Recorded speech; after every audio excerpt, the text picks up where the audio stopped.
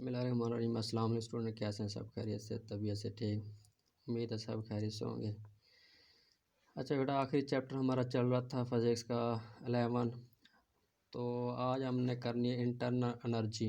Internal energy definition आप 9th से पढ़ते आ रहे हैं। चैप्टर नंबर 6 9th का पढ़ा होगा, एनर्जी का रिलेटेड था सारा।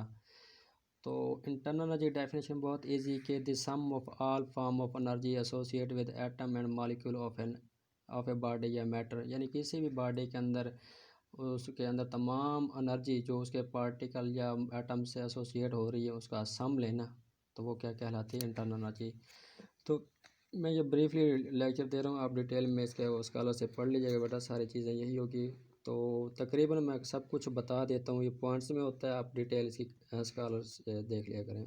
सम of all molecular energy, kinetic energy भी होती है और प्लस पोटेंशियल, इन दोनों को ऐड करने क्या बन जाता है? Internal energy. अब इंटरनल एनर्जी जो हमारा टॉपिक है ना, इसको एक्सप्लेन करने के लिए हम दो वर्किंग सब्सटेंस ले सकते हैं। कौन कौन सी? एक तो ले सकते हैं आइडियल गैस, दूसरी रियल गैस। ठीक है।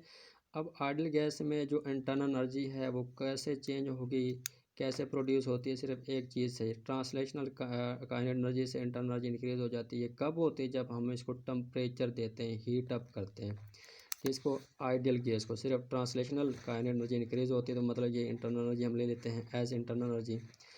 तो अब जो रियल गैस है, इसकी इंटरनल एनर्जी ट्रांसलेशनल से भी इंक्रीज होती है, रोटेशनल से भी, वाइब्रेशन, यानी तीनों का एनर्जी की वजह से इंटरनल एनर्जी इंक्रीज हो जाती है। अब इसकी जो एनर्जी हम चेंज जो कर सकते हैं, इंक्रीज जो कर सकते हैं, टेम्परेचर बढ़ा के भी कर सकते हैं, वॉल्यूम से भी कर सकते हैं, प्रेशर से भी कर सकते हैं। तीनों फैक्टर इस पर इफ़ेक्ट करते हैं जब हम real gas as a working substance use कर रहे होते हैं। कौन सी वाला? Real gas as a working substance use करेंगे तो रोटेशनल का एनर्जी, ट्रांसलेशनल, वाइब्रेशनल, इन तमाम की एनर्जी की वजह से भी वो इंटरनल एनर्जी प्रोड्यूस हो सकती है, इंक्रीज कर सकती है। इस पे जो फैक्टर इफेक्ट करते हैं इंटरनल एनर्जी पे, टेम्परेचर भी करता है, वॉल्यूम भी करता है, प्रेशर भी करता है।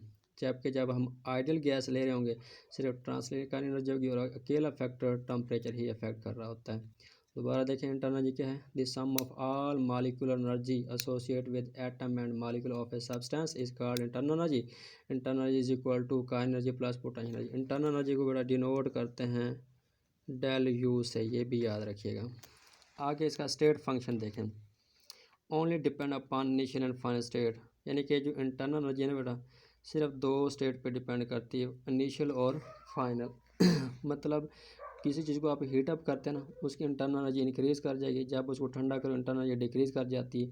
तो ये पाथ पे डिपेंड नहीं करेगी किस तरह एनर्जी इंटर हुई थी, किस तरह लीव हुई है, लेकिन ये इनिशियल और फाइनल स्टेट पे, यानी पहले इंटरनल एनर्जी कितनी थी, हीट अप करने पे इंटरनल एनर्जी कितनी होगी, फिर ये ठंडा कर रहे हैं तो फिर इंटरनल एनर्जी किस तरह चेंज होती है, इस पर डिपेंड करते हैं, ना कि पाथ पे। तो इसका ग्राफ देखें। ये है वॉल्यूम और ये प्रेशर।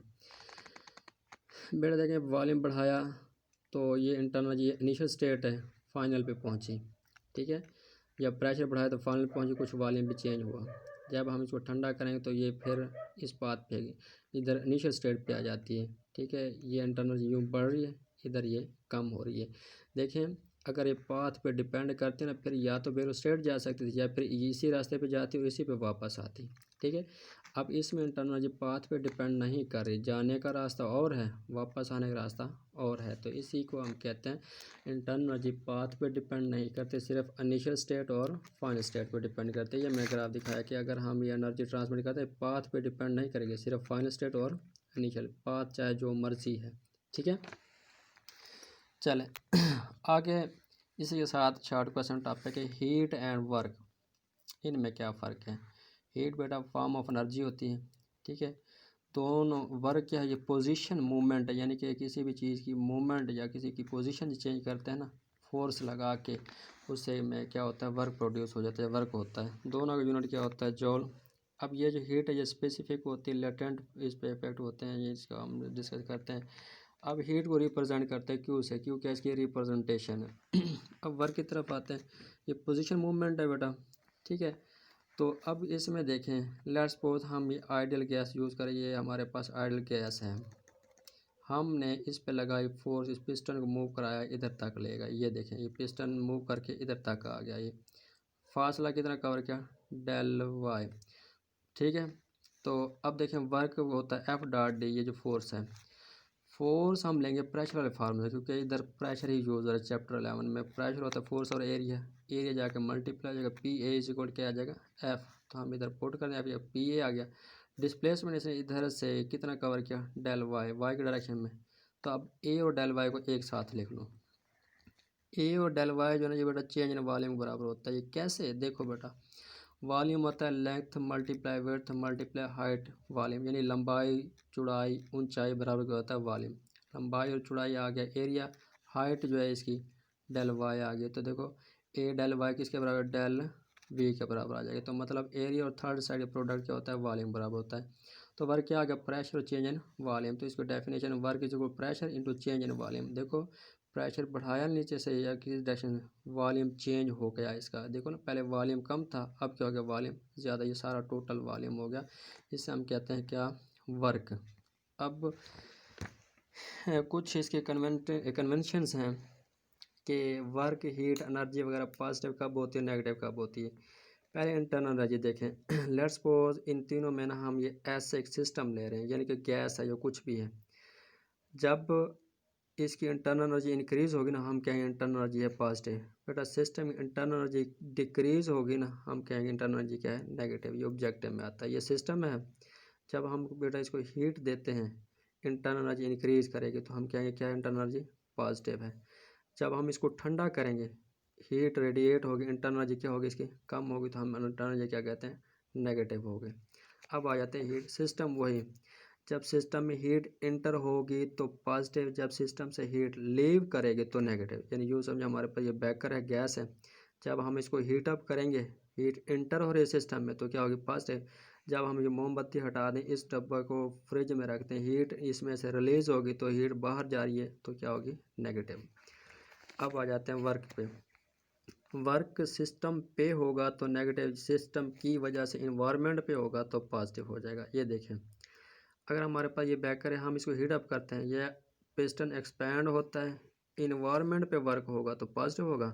अगर हम इसको हटा दें, ऊपर से कंप्रेस करें, इस सिस्टम पे वर्क करें, तो वो क्या होगा, नेगेटिव होगा। यानी सिस्टम पे वर्क होगा नेगेटिव, सिस्टम की वजह से वर्क होगा तो पॉजिटिव। तीनों में से ऑब्जेक्टिव आ सकती है। सिस्टम की इंटरनल एनर्जी इंक्रीज होगी तो पॉजिटिव, डिक्रीज होगी तो नेगेटिव। हीट सिस्टम में इंटर हो रही है तो पॉजिटिव, लीव कर रही है तो नेगेटिव। वर्क सिस्टम पे हो रहा है तो नेगेटिव, सिस्टम की वजह से हो रहा तो पॉजिटिव। ये था हीट और वर्क। अब फर्स्ट लॉ ऑफ थर्मोडायनामिक देखते हैं।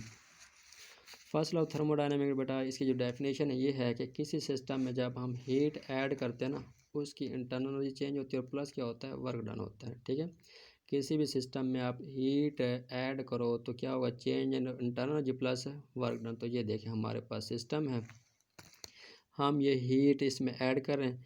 पहली इंटरनल एनर्जी जो थी वी U1 थी, जब हीट ऐड कर इंटरनल एनर्जी चेंज हो गई U2 हो जाएगी, और ये पिस्टन ऊपर मूव करेगा। जब मूव करेगा तो क्या होगा बेटा, वर्क होगा। तो यानी इंटरनल हीट जो हम ऐड कर रहे हैं वो change internal energy plus work done. तो इसको हम यूँ भी लिख सकते हैं, Q is equal change in internal energy plus work done, ठीक है।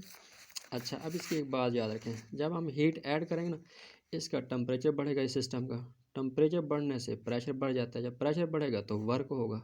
तो बेटा ये इंटरनल एनर्जी क्या हुआ, जो हीट ऐड करें क्या हो रहा है, इंटरनल एनर्जी से टेम्परेचर बढ़ा, टेम्परेचर से प्रेशर, प्रेशर से क्या हुआ, वर्क हुआ। तो ये हमारे पास यानी कि इक्वेशन दुरुस्त है। अब इसकी एक एग्जांपल है बाईसाइकिल पंप।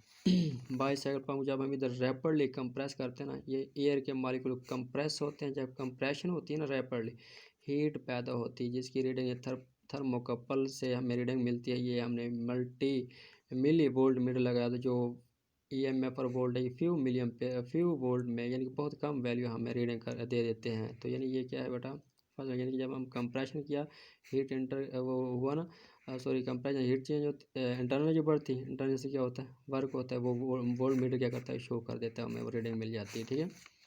उसी तरह ह्यूमन मेटाबॉलिज्म है कि हम खाना खाते हैं, वो हमारी इंटरनल एनर्जी इंक्रीज़ होती है, हीट की फॉर्म में मिल लेते हैं, आगे फिर हमारे सेल ग्रोथ करते हैं या हम वर्क करते हैं, ये भी क्या होता है बेटा, फर्स्ट लॉ ऑफ थर्मोडायनामिक को होल्ड कर रहा है, ठीक है। ये फर्स्ट लॉ ऑफ थर्मोडायनामिक था, बड़ा इजी कि किसी सिस्टम में आप हीट ऐड करो, वो इसके इंटरनल एनर्जी को चेंज करेगी, प्लस क्या करेगी वर्क। तो मतलब क्या कि मैंने ये बेकर बनाया था, जब हम इसमें हीट करते ना, ऐड करते ना, पहले इसकी Aahista Aahista internal energy increase करेगी।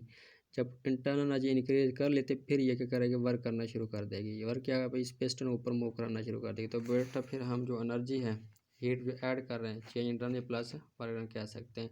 इसके साथ इससे ना क्वेश्चन बनता है बेटा लॉन्ग आता है, define first law of thermodynamics, explain adiabatic process and isothermal process.